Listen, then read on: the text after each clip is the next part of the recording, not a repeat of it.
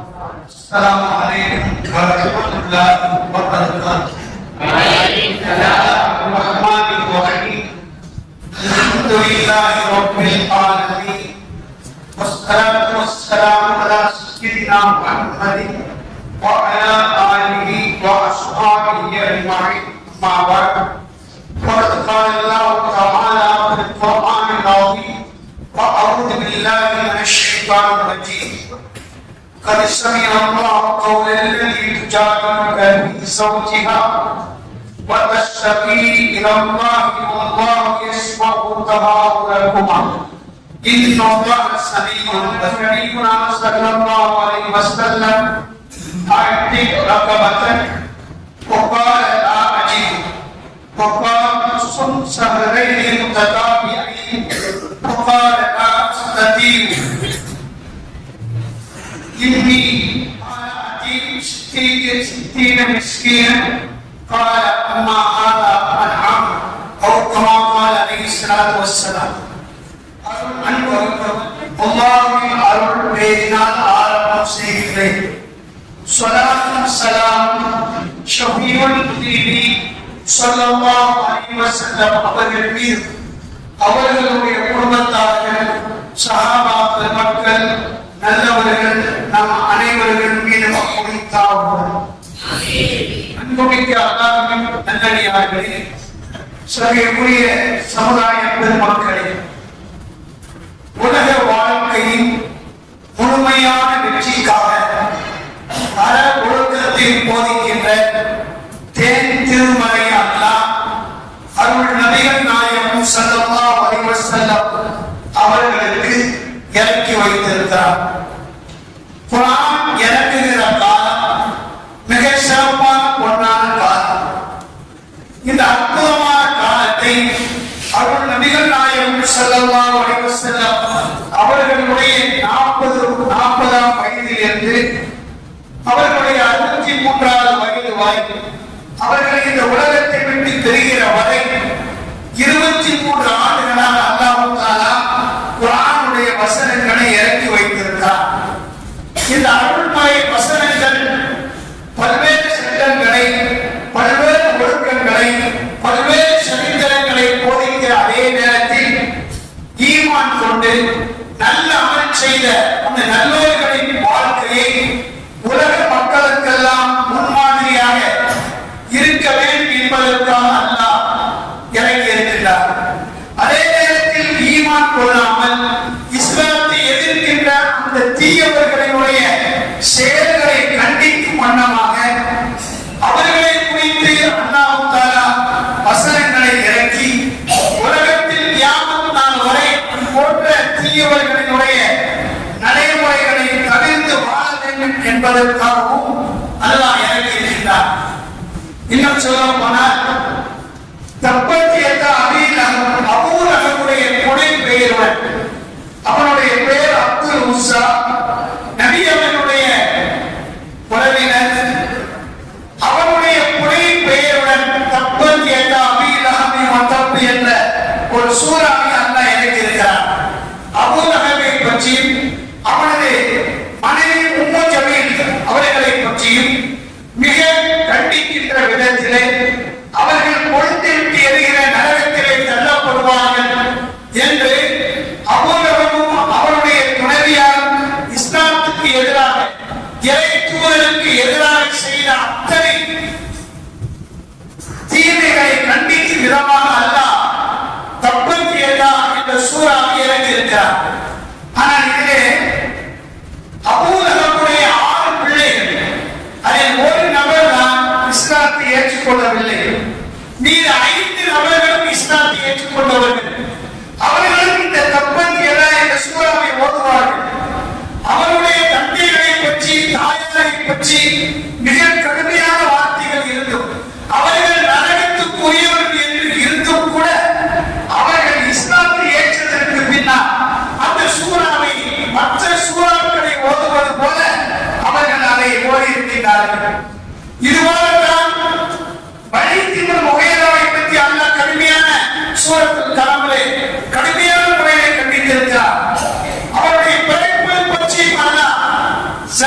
என்ற கடுமையான வார்த்தை அவன் விபச்சாரத்தின் மூலம் பிறந்தவன் என்பதை அல்லாஹ் குர்ஆனிலே சொல்லி காட்டுகிறார். ஆனால் அவனுடைய பிள்ளை அவன் இஸ்லாத்தை ஏற்றுக்கொள்ளவில்லை. அவனுடைய பிள்ளைகளில் ஒருவர் தான் காலித் இப்னு வலீத் ரலியல்லாஹு தஆலா. அவர்களும் அந்த சூராவை ஓதுவார்கள். தன் தந்தையுடைய தவறுகளை கண்டிக்கும் விதமாக எழுதிய அந்த வார்த்தைகளை அவர் மற்ற சூறாக்களை ஓதியதை போலத்தான் ஓதுவார்கள். ஈமானுடைய காரணமாக தன் தந்தையை பற்றி கண்டித்த வசனங்கள் இருந்தாலும் அதை நான் ஓத மாட்டேன் என்று சொல்ல மாட்டார், அதையும் அவர் ஓதுவார். இப்படி குர்ஆனுடைய வசனங்கள் சிலவைகள் தீயவர்களின் நடவடிக்கைகளை கண்டித்து இறங்கியிருக்கும்.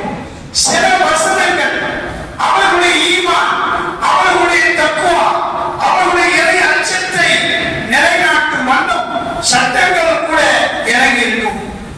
ஹஸரத் உமர் இப்னு கத்தாப் ரலியல்லாஹு தஆலா அவர்கள் அமீருல் முஃமினீனாக இருக்கின்றார்கள். அவர்கள் ஒரு சந்தர்ப்பத்திலே தன்னுடைய அரசு அதிகாரிகளுடன் அவர்கள் நடந்து வந்து கொண்டிருக்கிறார்கள். அப்படி நடந்து வந்து கொண்டிருக்கின்ற போது ஒரு வயது முதிர்ந்த ஒரு பெண்மணி ஹஸரத் அமீருல் முஃமினீன் என்று அழைத்து அவர்களை அந்த இடத்தில் நிறுத்தி பேசிக் கொண்டிருக்கின்றார். அமீருல் முஃமினீன் என்று அழைத்த உடனே ஹஸரத் உமர் இப்னு கத்தாப் அவர்கள் அந்த சப்தம் வந்த திசையை நோக்கி நடந்து அந்த வயது முதிர்ந்த பெண்மணிக்கு அருகிலே நின்று தன்னுடைய தலையை தாழ்த்தியவாறு அந்த வயது முதிர்ந்த பெண்மணியை தோள் புஜத்தை பிடித்தவர்களாக சொல்லுங்கள் அம்மையே என்று கேட்க அவள் இத்தமில்லா, அல்லாஹ்வை நீங்கள் பயந்து கொள்ள வேண்டும். நீங்கள் ஒரு காலத்தில் உமேர் என்ற சிறு உமராக வலம் வந்தீர்கள், ஆடுகளை மேய்த்துக் கொண்டிருந்தீர்கள். ஒரு கட்டத்தில் உமராக நீங்கள் இருந்தீர்கள். ஆனால் இப்பொழுது அமீருல் முஃமினீனாக ஒட்டுமொத்த இஸ்லாமிய சமுதாயத்திற்கு தலைவராக இருந்து கொண்டிருக்கிறீர்கள். உங்களுடைய பிரஜைகள் விஷயத்திலே, குடிமக்கள் விஷயத்திலே நீங்கள் அல்லாஹ்வை பயந்து கொள்ள வேண்டும் என்று சொல்லிவிட்டு எனக்கு இன்னென்ன தேவைகள் இருக்கிறது என்று அவர் பேசிக்கொண்டே இருக்கிறார். நெடுநேரமாக அமீருல் முஃமினீன் ஹஸரத் உமர் அவர்கள் அந்த பெண்ணுடைய வார்த்தையை கேட்டு கேட்டு சரி நிறைவேற்றுகிறேன், உங்களுடைய தேவைகளை நிறைவேற்றுகிறேன் என்று சொல்லி அவர்களுடைய தேவைகளை நிறைவேற்றிய பிறகு அவர்கள் இந்த அரசு அதிகாரிகளுடன் நடக்க ஆரம்பிக்கின்றார்கள். அப்பொழுது அவர்கள் உடன் வந்த அந்த அரசு அதிகாரிகளில் ஒருவர் சொன்னார், யா அமீருல் முஃமினீன் ஹபஸத் ரஜுலான் குரைஷ் அலா ஹாதில் அஜூஸ். இந்த வயது முதிர்ந்த பெண்மணி குறைஷிய தலைவர்களை, குறைஷியருக்கு முக்கியமான எண்களை தடுத்து விட்டாரே, நீங்கள் இவ்வளவு நெடு நேரமாக இந்த கல்வியுடன் பேசிக் கொண்டிருக்கிறீர்களே என்று அவர் குறையாக சொல்கின்றார். அப்பொழுது ஹஸரத் உமர் இப்னு கத்தாப் சொன்னார்கள், வைஹக்க வதத்ரி மன் ஹாதி, இவன் யார் என்று உனக்கு தெரியுமா? அவர் சொன்னார், எனக்கு தெரியாது. அப்பொழுதுதான் ஹஸரத் உமர் இப்னு கத்தாப் சொன்னார்கள், இந்த பெண்மணி யார் என்றால் ஹாதி இப்ராத்துன் ஷபியல்லாஹு ஷக்வாஹா மின் ஃபௌகி ஷபி ஸமாவாத்தி. 7 வானங்களுக்கு அப்பால் இருக்கிற அல்லாஹ் தஆலா இந்த பெண்ணுடைய முறையீட்டை வார்த்தையை கேட்டிருக்கிறான். ஹாதி ஹுமைரா பின்த் ஸலபா, இவன் தான் ஹுமைரா பின்த் ஸலபா என்ற பெண்மணியாக இருக்கும். வல்லாஹி லவ் லம் தன்ஷிப் அன்னி அல்-லைல் மா இன்ஷரத்து அன்ஹா ஹத்தா தக்ரி ஹாஜத்தஹா இல்லா அன் தஹ்துர ஸலாத்த இல்லா அன் தஹ்துர ஸலாத்த ஃபௌசல்லிஹா. இதோ இந்த பெண்மணி இருக்கிறாள், அவள் என்னிடத்தில் பேசிக் கொண்டிருக்கிறாள், அவள் தேவையை முறையிடுகிறாள், நான் அந்த தேவையை நிறைவேற்றுவேன். இன்றைய பகலிலிருந்து இரவு முழுவதும் இருந்தாலும் சரிதான், அவளுடைய தேவையை நான் நிறைவேற்றிக் கொண்டே இருப்பேன். தொழுகையின் நேரம் ஆஜராகிவிட்டால் தொழுது விட்டு அவளிடம் சென்று உங்களுடைய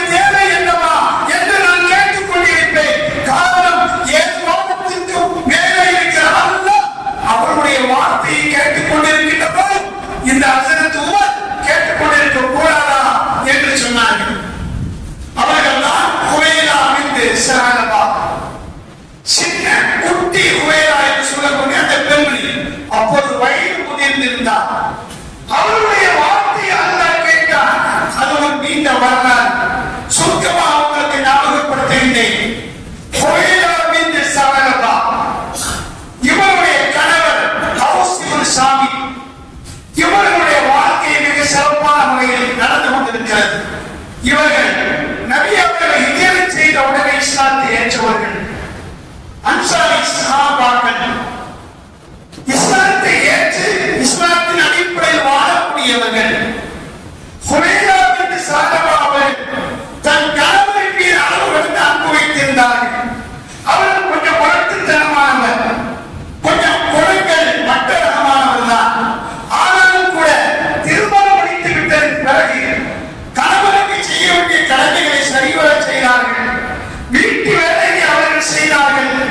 அவர்களுடன் இன்பமாக வாழ்ந்து வந்தார்கள். பல குழந்தைகளை பெற்றெடுத்தார்கள். இப்படி தனது வாழ்க்கையை தன் கணவருக்காக, தன் கணவரின் குழந்தைகளுக்காக தன் இளமையெல்லாம் செலவழித்த பிறகு வயது முதிர்கிற அந்த காலகட்டத்தில் ஒரு நாள் இந்த ஹவுஸ் இப்னு சாமி அவர்கள் வீட்டுக்கு வருகிறார்கள். இந்த ஹுவைலா பின்த் ஸஅலபா அவர்கள் தொழுகைகளை நிறைவேற்றிவிட்டு சுன்னத்தான நஃபிலான தொழுகையிலே சஜ்தாவிலே இருந்து அல்லாஹ்விடத்திலே பிரார்த்தனை செய்கிறார்கள். இது அவருடைய வழக்கம். தனியாக சுஜூத் செய்வது கூட தொழுகையிலே சுஜூதிலே நாம் குர்ஆன் ஹதீஸில் வந்த துஆவை கேட்கலாம். அதை அந்த அம்மா செய்து கொண்டிருந்தார்கள். இவர் என்ன எண்ணத்தில் வந்தாலும் தெரியவில்லை.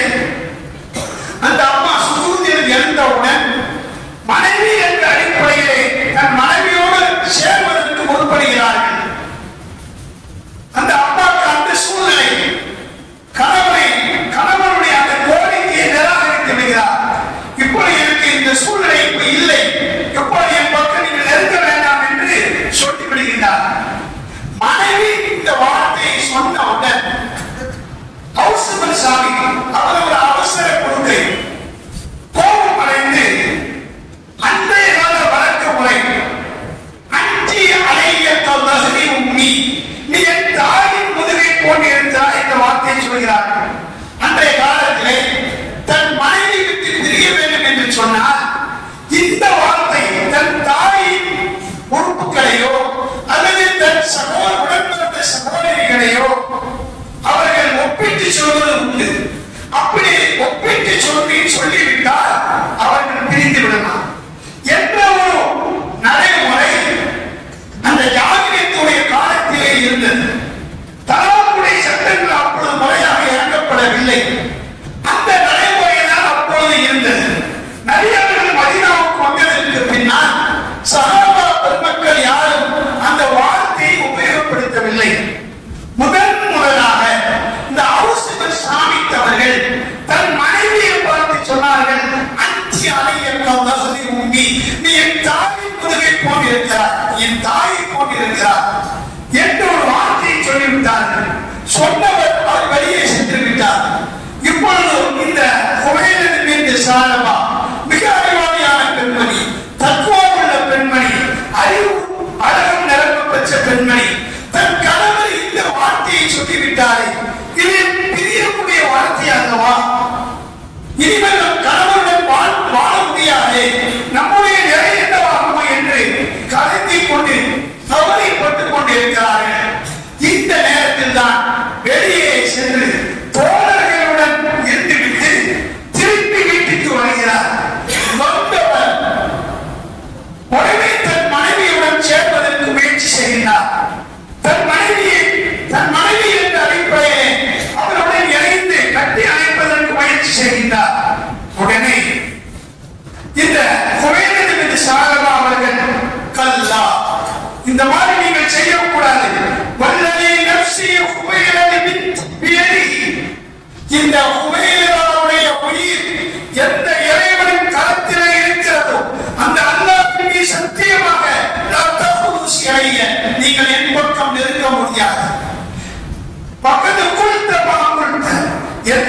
வார்த்தையை நீங்கள் சொன்னீர்கள், அதை சொல்லிவிட்டீர்கள். ஒரு மனைவியை பிரிகின்ற வார்த்தையை நீங்கள் சொல்லிவிட்டீர்கள். ஆகவே நீங்கள் என்னை நெருங்க முடியாது. அவர் சொன்னார், ஏதோ என்று சொல்லிவிட்டேன், நான் இப்போது நெருங்கத்தான் செய்வேன். அந்த அம்மா தடுத்து விட்டார்கள். தடுத்து விட்டு சொன்னார்கள்,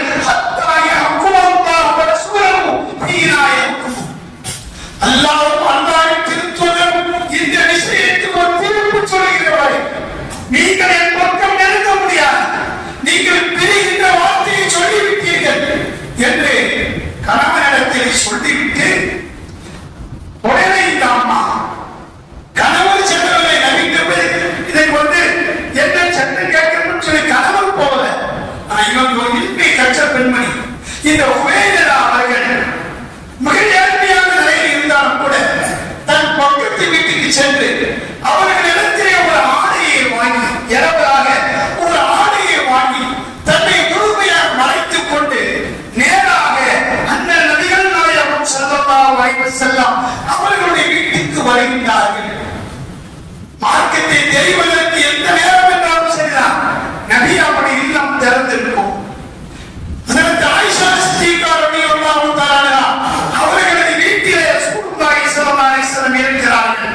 அவருடைய தலையில் ஒரு பகுதியை தண்ணீரால் சுத்தப்படுத்திக் கொண்டிருக்கின்ற போது இந்த பெண்மணியா அஸ்ஸலாமு அலைக்கும் யா ரசூலுல்லாஹ் என்று சொல்லி உள்ளே நுழைகிறார்.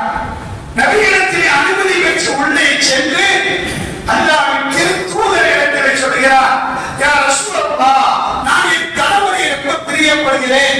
என் வாழ்க்கை முழுவதுமே அவருக்கு செலவழித்து விட்டேன். அவருக்கு அப்படி பல குழந்தைகளை நான் பெற்றெடுத்திருக்கிறேன். இப்போது நான் ஏழ்மையிலே இருக்கிறேன், சிரமத்திலே இருக்கிறேன். என் கணவர் அஞ்சி அறையி உண்மை மிக அன்றைய கால அரபுகள் மனைவி விட்டு பெய்கிற வார்த்தையை என் கணவர் சொல்லிவிட்டார். யார் சொல்லப்பா கவலை சின்னி, என் வயது பெரியதாகிவிட்டது, உனக்கு அதுவி என் எலும்புகள் பலகீனமாகிவிட்டது. என்னுடைய ஏழ்மையை உங்களிடத்தில் வருகிறேன். எனக்கு என் கணவருடன் சேர்த்து வாழ்வதற்குரிய சட்டங்களை சொல்லுங்கள்.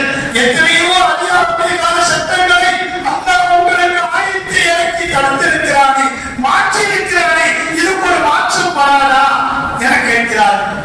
அப்போது ஸல்லல்லாஹு அலைஹி வஸல்லம் சொல்கிறார்கள், ஹர்ரம்தி அலைஹி, அவருக்கு மீது நீ ஹராமாகிவிட்டாய், நீ சேர முடியாது என்று சொன்ன உடனே அந்த பெண்மணி அல்லாஹும்ம இன்னி அஷ்கு பாக்கத்தி, இறைவா என்னுடைய ஏழ்மையை உன்னிடத்தில் முறையிடுகிறேன் என்று அல்லாஹ்விடத்தில் கேட்கிறார்.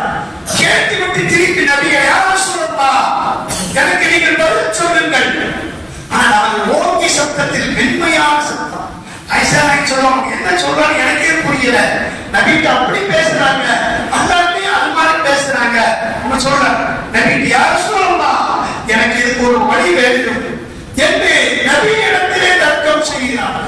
மார்க்க விஷயத்திலே நபியிடத்திலே தர்க்கித்துக் கொள்கிறார். நபி அவர்கள் சொன்னார்கள், எனக்கு அல்லாஹ்வின் வசனம் இறக்கப்படவில்லை, நான் எப்படி ஒரு சட்டத்தை சொல்ல முடியும், நானாக சொல்ல முடியாது. ஹர்ரம்தி அலைஹி, இப்போது நீ அவருக்கு ஹராமாகிவிட்டார். உடனே அந்த இடத்தில் கொஞ்சம் அகன்று அல்லாஹ்விடத்தில் அல்லாஹும்ம இன்னி அஷ்கு பாக்கத்தி, இறைவா என்னுடைய ஏழ்மை நிலை உன்னிடத்தில் முறையிடுகிறேன் என்று அவன் அல்லாஹ்விடத்திலே பேசுகிறார். பேசிவிட்டு திரும்பி வருகிறார். இங்கேயாவது அல்லாஹ்வுடைய வசனம் இறங்கிவிட்டாரா நபிக்கு என்று பார்த்து, நபி அவர்களே வகி வந்திருக்கிறதா? வகி எப்படிமா உடனே வரும்? உனக்காவது வரவா செய்யும். நீ ஹர்ரம்தி அலைஹி, அவர் மீது நீ ஹராமாகிவிட்டாய், எனக்கு எந்த வகையும் இறங்கவில்லை என்று சொன்ன உடனே ஹஸரத் குபைலா பின் ஸஅலபா அவர்கள் மக்கத்தில் மலர்ந்த மதீனத்து ரோஜா அவர்கள் நபிகள் நாயகம் ஸல்லல்லாஹு அலைஹி வஸல்லம் அவர்கள் வீட்டிலே இருந்து கொண்டு அந்த அம்மையார் தன் கரத்தை உயர்த்துகிறார்கள். உயர்த்தி அல்லாஹ்விடத்தில் கேட்கிறார்கள், அல்லாஹும்ம இன்னி அஷ்கு அல்-யௌம ஷித்தத ஹாரி, யா அல்லாஹ், என்னை படைத்தவனே, என்னுடைய கடுமையான நிலையை உன்னிடத்திலே முறையிடுகின்றேன். அல்லாஹும்ம இன்னி அஷ்கு அல்-யௌம ஷித்தத ஹாரி, எனக்கு ஏற்பட்டு இந்த சிரமத்தை உன்னிடத்திலே கேட்கிறேன். இன்று நான் தனிமையிலே இருக்கிறேன். என் கணவர் என்னை பிரித்து விடக்கூடிய வார்த்தையை சொல்லிவிட்டார். அப்படியானால் நான் அவரை பிரித்து விட வேண்டுமா? என் குழந்தைகளை விட்டு நான் பிரித்து தனிமையிலே வாழ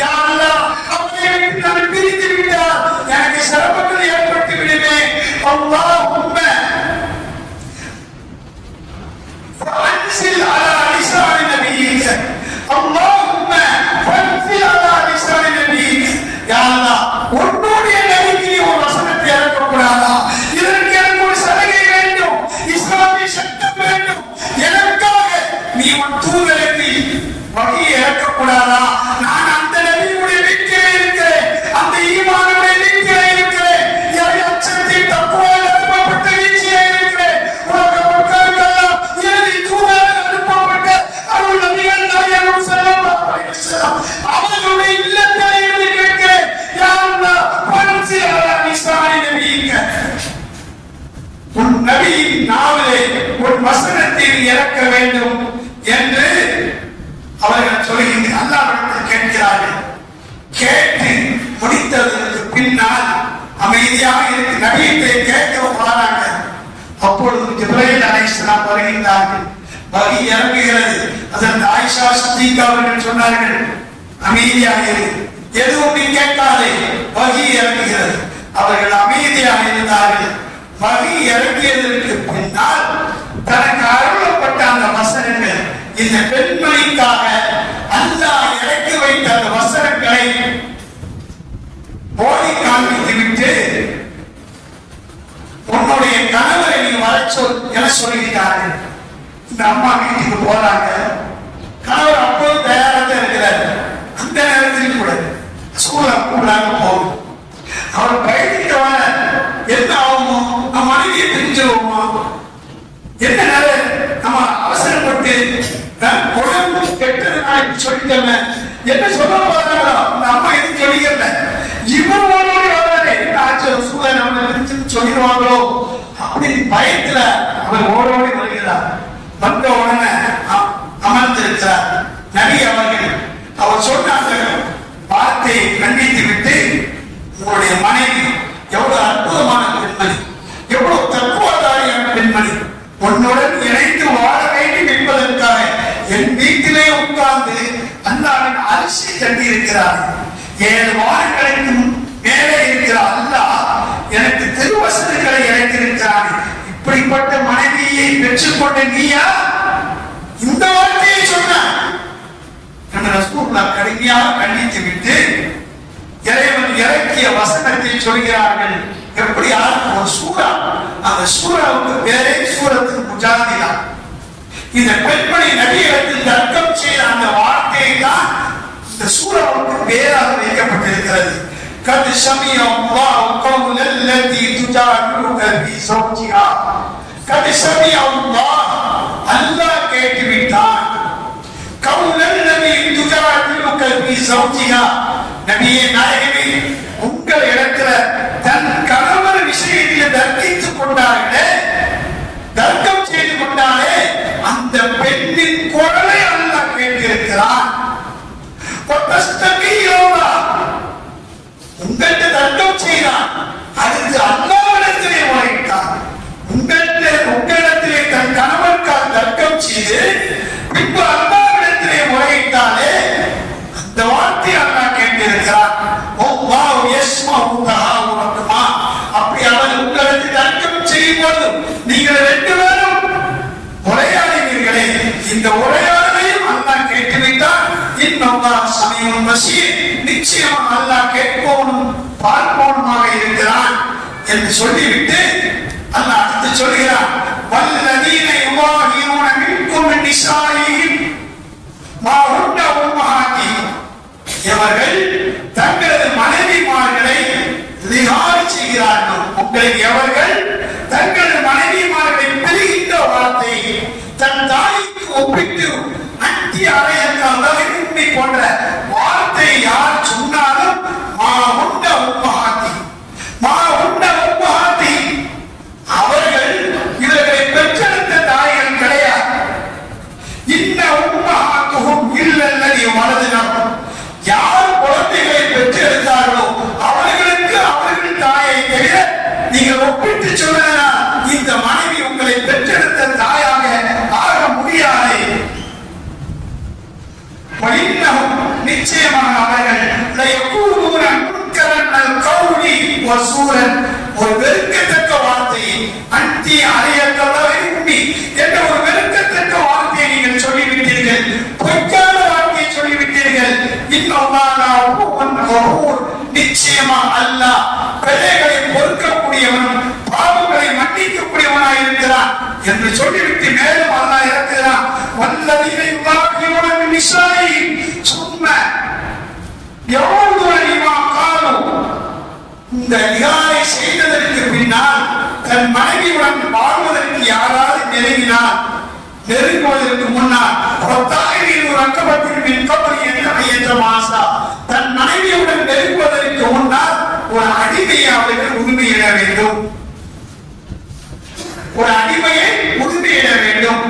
அந்த அடிமையை உரிமையிடுவதற்கு அவருக்கு சக்தி இல்லை என்று சொன்னால் தொடர்ந்து 60 நாட்கள் நோன்பு நோக்க வேண்டும். அந்த தொடர்ந்து 60 நாட்கள் நோன்பு நோக்க சக்தி இல்லை என்று சொன்னால் 60 ஏழைகளுக்கு உணவு கொடுக்க வேண்டும். இந்த பரிகாரத்தை அவர் செய்ததற்கு பின்னால் அவர் தன் மனைவியுடன் சேர்ந்து கொள்ளலாம் என்று அல்லாஹ் ஒரு பரிகாரத்தை நிறைத்துவிட்டு அதற்கு பின்னால் ஒருவன் மனைவியை பிரிவதற்கு இஸ்லாத்தின் நடைமுறை என்ற தலாக்குடைய சட்டங்களை அல்லாஹ் அதிகமான வசனங்களை இறங்கியிருக்கிறார். அன்புமிக்க சமுதாய பெருமக்களே, இதை நபி அவர்கள் சொன்ன உடனே நீ அடிமையை உரிமையிடுகிறாயா? அவர் சொன்னார், நானே ஒரு ஏழை அன்றாட காட்சி, நான் எங்க அடிமையை வாங்கி உரிமையிட முடியும்? சரி, 60 நாட்கள் தொடர்ந்து நோம்பு வைக்கும். தொடர்ந்து நோம்பு வைக்கக்கூடிய உடல் நிலைமை எனக்கு இல்லை. நான் தொடர்ந்து பட்டு இழந்த கண் பார்க்க போயிடும். அப்படியா? ஒரு 60 ஏழைக்கு சாப்பாடு யார் சொல்லுவா? எங்கிட்டயே உண்மை இல்லை. நான் எங்க இருந்து கொடுக்கிறது? ரசூலுல்லாஹ் சொன்னாங்க, நான் வேணும்னா உங்களுக்கு சஹாபாக்களின் மூலமாக என்னிடம் இருந்த 15 மரக்கால் பேரித்த பழத்தை உனக்கு தருகிறேன், இதை வைத்துக்கொள், இதற்கு மேல் நீ ஏற்பாடு பண்ணு அப்படின்னு சொல்றது. உடனே அந்த அம்மா சொல்லுறாங்க, எங்கிட்டையும் யார் மனைவி எங்கிட்டையும் ஒரு 15 மரக்கால் பேரித்த பழம் இருக்கு, அதை நான் கொடுக்கிறேன். அவங்க கணவரை வர சொல்லி திரும்பி வந்தாங்க, எங்கிட்ட இருக்கு நான் கொடுக்கிறேன். இப்ப இந்த 60 இந்த 30 மரக்கால் 60 மிஸ்கின்களுக்கு நீ சாப்பாடு கொடுத்துட்டு வாங்க, தர்மம் செஞ்சுட்டு வாங்க. அவர் சொன்னாரு, இந்த மதீனாவிலே நீங்க ஏழைகளுக்கு தான் கொடுக்க சொல்றீங்க, இந்த மதீனாவிலே எங்களை விட ஒரு ஏழைகள் யாருமே கிடையாது. ரசூலுல்லாஹ் சிரிச்சு நீதி வாசிக்க பாருங்க. இப்ப நாம கவனிக்க வேண்டிய விஷயம் என்ன தெரியுமா? ஹுவைலா பின்த் ஸலமா எவ்வளவு அற்புதமான பெண்மணி பாருங்க. தன் கணவன் கோபத்துல உடல் கெட்டதுனால மனைவியை பிரிகிற அறியாமைக்கான வார்த்தையை சொல்லிட்டார். ஆனால் அந்த அப்பா நினைச்சா பிரிஞ்சு போயிருக்கார். இவங்க என்ன நினைக்கிறாங்க? இந்த கணவனுடன் வாழ்ந்து குழந்தைகளை பெற்றெடுத்ததுக்கு பின்னால் இவரை விட்டு நாம் பிரிய வேண்டுமா? இந்த காலம் என்ன நடக்கு தெரியுமா? இங்க நாம் பார்த்துக்கிட்டு இருக்கோம், எத்தனை பெண்கள் குழந்தைகளை பெற்றதற்கு பின்னால் கணவனை வேண்டாம் சொல்லக்கூடிய காட்சிகள் நிறைய நடக்கும். எந்த பெண் தன் கணவனை வேண்டாம் என்று சொல்கிறாரோ அவள் சொர்க்கத்தின் வாழையை நுகர மாட்டார். பிறவனுடைய மனைவியான ஆசியா அம்மா கடைசி வரைக்கும் போராடி ஈமானுக்காக தன் உயிரை கொடுத்த வரலாறு குர்ஆனில் அல்லாஹ் சொல்லி இருக்கிறார். அந்த பெண்மணியை போல நீங்கள் வாழுங்கள் என்று அல்லாஹ் சொல்கிறார். நம்முடைய பெண்மணிகள் மார்க்கம் தெரியாமல் அவருடைய நடைமுறை எந்த அளவுக்கு மோசமாக இருக்கிறது என்பதை நான் கோடிட்டு காட்டுகிறேன். அடுத்து இன்னொன்றை கவனிக்க, கணவனுடன் வாழ வேண்டும் என்பதற்காக நபியுடைய வீட்டுக்கு சென்று நபியை தர்க்கம் செய்து அல்லாஹ் அந்த நடைமுறையை அறியாமைகால நடைமுறையை மாற்ற வேண்டும், புதிய சட்டங்கள் இறக்குவதன் மூலம் நான் கணவனுடன் சேர்த்து வாழ வேண்டும் என்பதற்குரிய அல்லாஹ்வின் வசனங்களை இறக்குவதற்காக அவர் அல்லாஹ்விடத்திலே ஹுவைலா பின்த் ஸலமா நபியுடைய வீட்டிலே இருந்து நபியிடத்திலே உரையாடி விட்டு அதே இல்லத்திலிருந்து அதே ஈமானுடைய பேருடையான இல்லத்திலே இருந்து அல்லாஹ்விடத்திலே பேசினானே, அல்லாஹ்வுடைய வகை இறக்க வேண்டும் என்று அல்லாஹ்விடத்திலே அவன் முறையிட்டான். தெரியுமா? தக்வா உள்ள அந்த எக்கு போன்ற ஈமான் உள்ள அறிவுள்ள அந்த பெண்மணி நபியுடைய வீட்டிலே இந்த அல்லாஹ்விடத்திலே சரணகதி அடைந்து அல்லாஹ்விடத்திலே சத்தியக்கிரகம் செய்து இறை வசனத்தை இறக்கி அறியாமைக்கான சட்டத்தை மாற்றி தலாக் என்ற இஸ்லாமிய சட்டங்களை கொண்டு வருவதற்கு காரணமாயிருந்தவர்கள் ஹுவைலா பின்த் ஸலமா ரலியல்லாஹு தஆலா அன்ஹா. சமுதாய பெருமக்களை சிந்தியுங்கள். இப்படித்தான் அன்றைய காலத்திலே நம்முடைய சஹாபாக்களும் சஹாபியின் பெண்மணிகளும் அவர்களிடத்தில் இருந்த அந்த தக்வா இறை வசனங்களை இறக்கி கியாமத் நாள் வரை நம்முடைய வாழ்க்கை முன்மாதிரியாக இருப்பதற்கு காரணமாக இருந்திருக்கிறது. அந்த அடிப்படையில் நாம் நமக்கு முன்னால் குர்ஆன் இருக்கிறது, நபியுடைய வாழ்க்கை என்ற ஹதீஸ்கள் இருக்கிறது. அதை நாம் பின்பற்றுவதற்காக வேண்டி பல முயற்சிகளை நாம் மேற்கொள்ள வேண்டும் என்று இது நல்ல நேரத்தில் கேட்டுக்கொண்டு அன்புமிக்க சமுதாய பெருமக்களே, இன்ஷா அல்லாஹ் நாளை காலை 10 மணி அளவில் நம்முடைய மதரசாவினை வைத்து இவ்வாண்டு பட்டம் பெறுகிற மாணவர்களுக்கு பட்டம் கொடுக்கிற சனது கொடுக்கின்ற ஒரு நிகழ்வு நடைபெற இருக்கின்றது. இந்த சிறப்பான நிகழ்விலே வெளியூர்களில் இருந்தும் உள்ளூரில் இருந்தும் சமுதாய பெரியோர்கள், தலைவர்கள், ஆண் பெருமக்கள் எல்லாம் வருகை தர இருக்கிறார்கள். நம்முடைய மதரசாவை சுற்றி இருக்கிற பகுதியிலே வசிக்கின்ற நம்முடைய ஜமாத்தார்கள் எல்லாம் மார்க்க கல்வி பயின்று ஆலிம்களாக குர்ஆனை மனனம் செய்து ஹாஃபிழ்களாக நம்முடைய சமுதாய மக்களின் மார்க்க வளர்ச்சிக்காக நாம் அனுப்பி வைக்கிறோம். அந்த நிகழ்ச்சி நம்முடைய பகுதியிலே நடக்கிறது. இங்கே வருகை தந்திருக்கின்ற அனைவருமே எங்களுக்கு அழைப்பில்லை என்று சொல்ல வேண்டியதில்லை, எல்லாரும் கலந்து கொள்ள வேண்டும். இது ஒரு மார்க்கத்தின் விழா, குர்ஆனை பாதுகாக்கிற விழா, நபியினுடைய வாழ்க்கையை பாதுகாக்கிற விழா. நாம் இந்த விழாவிலே கலந்து கொண்டு ஒரு சிறப்பு செய்தால் நாளை மறுமையிலே அந்த நல்ல மக்களோடு நாம் சோழத்தில் இருப்பதற்கு வாய்ப்பாக அமையும். எல்லோரும் கலந்து சிறப்பிக்குமாறு உங்களை அன்புடன் கேட்டு எனது உரையை நிறைவு செய்கிறேன். அஸ்ஸலாமு அலைக்கும் வரஹ்மத்துல்லாஹி